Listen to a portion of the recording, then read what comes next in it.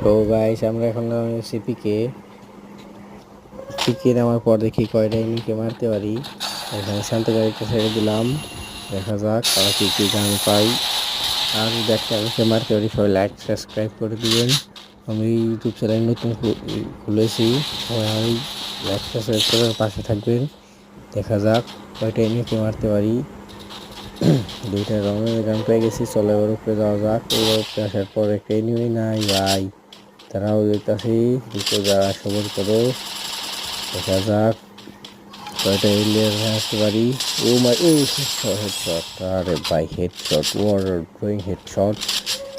গো পিছন থেকে বিমান দাদা স্কলার মারছে ভাই। ও ভাই দাঁড়া, রুকো দাঁড়া, সবর করো।